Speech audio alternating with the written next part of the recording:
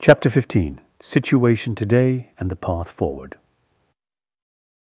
Sadly, at present, the situation inside Tibet looks grim. The policies of Xi Jinping, who visited Tibet in 2021, the first visit of a Chinese leader in more than 30 years, seem to be focused on the tightening of control and intensification of measures aimed at assimilation. For example, on the language front, Chinese is being enforced as the primary medium in education, aimed at creating a generation of Tibetans whose first language will be Chinese, not Tibetan. There are worrying reports of children, according to some sources, up to 1 million, being taken away from their families and placed in Mandarin-only boarding schools, suggesting that the Chinese government is adopting a totally discredited colonial practice. Alarmed by this new development, in December 2023, the European Parliament passed a resolution condemning this kind of forced assimilation of Tibetan children in Chinese state-run boarding schools and called for immediate cessation of the practice. Similar concerns were raised by the United Nations Human Rights Council as well as the United States Congress. This practice, in fact, contradicts China's own constitution, which guarantees that all nationalities have the freedom to use and develop their own language. It is also in direct violation of the law on regional national autonomy, which stipulates that schools and other educational institutions with ethnic minority students may use their own language for teaching. I am deeply concerned by this situation. On the religious front, there is a new policy of direct control by the party over monasteries and nunneries, imposing intensified surveillance and control over the monastic communities. I am told that today there are police stations within the compounds of many monasteries. The Tibetan monasteries are also being forced to have communist Chinese officials within the administration of the monastery's management. This tightening around the Tibetan people's religious life, including especially the monasteries, began in 2017 with a specific policy adopted by China's State Council's Regulation on Religious Affairs. In brief, various new regulations are being introduced, all aimed at what the Chinese authorities call promoting Tibetan Buddhism with Chinese characteristics. One of these new regulations states that the monastic curriculum must include courses on politics, laws, regulations, policies, Chinese language, and the history of the relationship between Tibet and the motherland. With respect to the general Tibetan populace, I am informed that in Lhasa and elsewhere, there has been a significant increase in pervasive surveillance of both everyday life and internet use. Community leaders, environmental campaigners, philanthropists, and social activists are especially targeted. There is still no news on the fate of the Panchen Lama, while any display of the Tibetan national flag or my portrait remains banned. In effect, a new social experiment is being conducted through intimidation and forced assimilation, amplified by the apparatus of new technology and digital media. Increasingly, the Tibetans inside Tibet are being made to feel that what is wrong with them from the Chinese authorities' perspective is simply that they are Tibetans.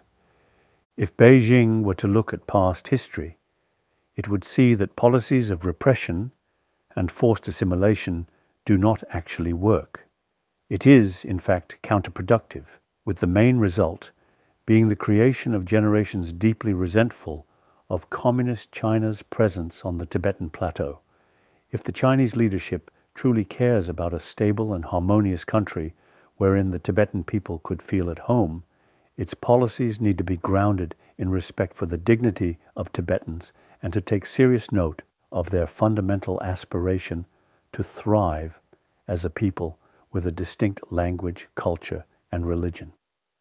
If, in the end, Beijing deems our foundational objective to be incompatible within the framework of the People's Republic of China, then the issue of Tibet will remain intractable for generations. I have always stated that, in the end, it is the Tibetan people who should decide their own fate, not the Dalai Lama or, for that matter, the Beijing leadership. The simple fact is no one likes their home being taken over by uninvited guests with guns. This is nothing but human nature. I, for one, do not believe it would be so difficult for the Chinese government to make the Tibetans feel welcome and happy within the family of the People's Republic of China.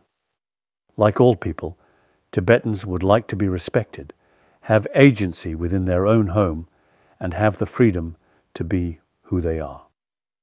The aspirations and the needs of the Tibetan people cannot be met simply through economic development. At its core, the issue is not about bread and butter. It is about the very survival of Tibetans as a people. Finding a resolution of the Tibetan issue would undoubtedly have great benefits for the People's Republic of China. First and foremost, it would confer legitimacy to China's presence on the Tibetan Plateau, essential for the status and stability of the People's Republic of China as a modern country composed of multiple nationalities willingly joined in a single family. In the case of Tibet, for instance, it has now been more than 70 years since Communist China's invasion in 1950. Despite the physical control of the country through brutal force as well as economic inducements, the Tibetan people's resentment, persistent resistance in various forms, and moments of significant uprising have never gone away, even though generations and economic conditions have changed. Very little has changed when it comes to the Tibetan people's perception and attitude toward those they still view as occupiers. The simple fact is that, insofar as the Tibetans on the ground are concerned, the Communist Chinese rule in Tibet remains that of a foreign, unwanted, and oppressive occupying power. The Tibetan people have lost so much. Their homeland has been forcibly invaded and remains under a suffocating rule. The Tibetan language, culture, and religion are under systematic attack through coercive policies of assimilation. Even the very expression of Tibetanness is increasingly being perceived as a threat to the unity of the motherland. The only leverage the Tibetan people have left is the moral rightness of their cause and the power of truth.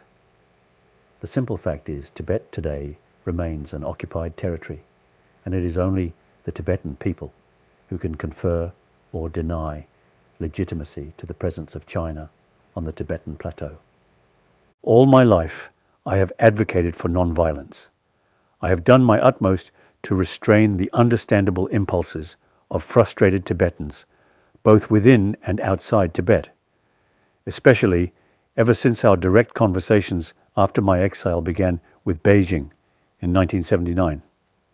I have used all my moral authority and leverage with the Tibetan people, persuading them to seek a realistic solution in the form of a genuine autonomy within the framework of the People's Republic of China.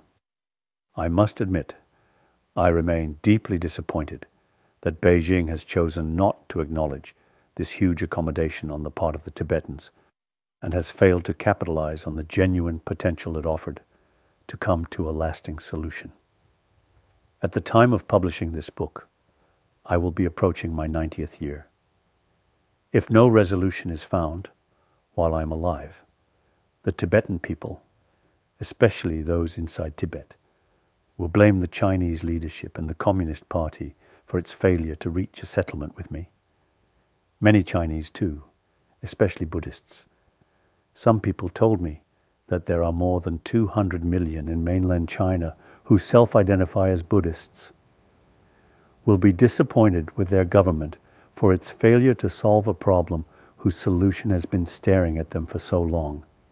Given my age, understandably, many Tibetans are concerned about what will happen when I am no more. On the political front of our campaign for the freedom of the Tibetan people, we now have a substantial population of Tibetans outside in the free world, so our struggle will go on, no matter what. Furthermore, as far as the day-to-day leadership of our movement is concerned, we now have both an elected executive in the office of the Sikyong, President of the Central Tibetan Administration, and a well-established Tibetan Parliament in exile. People have often asked me if there will be a next Dalai Lama. As early as the 1960s, I have expressed that whether the Dalai Lama institution should continue or not is a matter for the Tibetan people. So, if the Tibetan people feel that the institution has served its purpose, and there is now no longer any need for a Dalai Lama, then the institution will cease, in which case I would be the last Dalai Lama, I have stated. I have also said that if there is continued need, then there will be the 15th Dalai Lama. In particular, in 2011, I convened a gathering of the leaders of all major Tibetan religious traditions, and at the conclusion of this meeting, I issued a formal statement in which I stated that when I turn 90, I will consult the High Lamas of the Tibetan religious traditions, as well as the Tibetan public.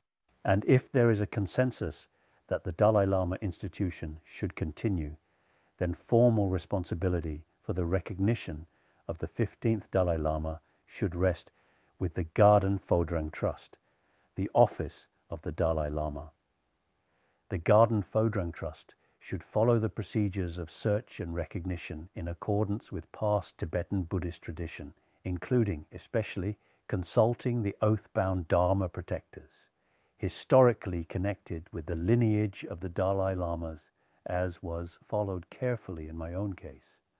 On my part, I stated that I will also leave clear written instructions on this. For more than a decade now, I have received numerous petitions and letters from a wide spectrum of Tibetan people, senior lamas from the various Tibetan traditions, abbots of monasteries, diaspora Tibetan communities across the world, and many prominent and ordinary Tibetans inside Tibet, as well as Tibetan Buddhist communities from the Himalayan region and Mongolia, uniformly asking me to ensure that the Dalai Lama lineage be continued. In the official statement I issued in 2011, I also pointed out that it is totally inappropriate for Chinese communists who explicitly reject religion, including the idea of past and future lives, to meddle in the system of reincarnation of lamas, let alone that of the Dalai Lama. Such meddling, I pointed out, contradicts their own political ideology and only reveals their double standards. Elsewhere, half joking, I have remarked that before Communist China gets involved in the business of recognizing the reincarnation of lamas, including the Dalai Lama, it should first recognize the reincarnations of its past leaders, Mao Zedong and Deng Xiaoping. In summing up my thoughts on the question of the reincarnation of the Dalai Lama in that 2011 official statement, I urged that unless the recognition of the next Dalai Lama is done through traditional Tibetan Buddhist methods, no acceptance should be given by the Tibetan people and Tibetan Buddhists across the world to a candidate chosen for political ends by anyone, including those in the People's Republic of China. Now, since the purpose of a reincarnation is to carry on the work of the predecessor, the new Dalai Lama will be born in the free world, so that the traditional mission of the Dalai Lama, that is, to be the voice for universal compassion, the spiritual leader of Tibetan Buddhism, and the symbol of Tibet embodying the aspirations of the Tibetan people, will continue.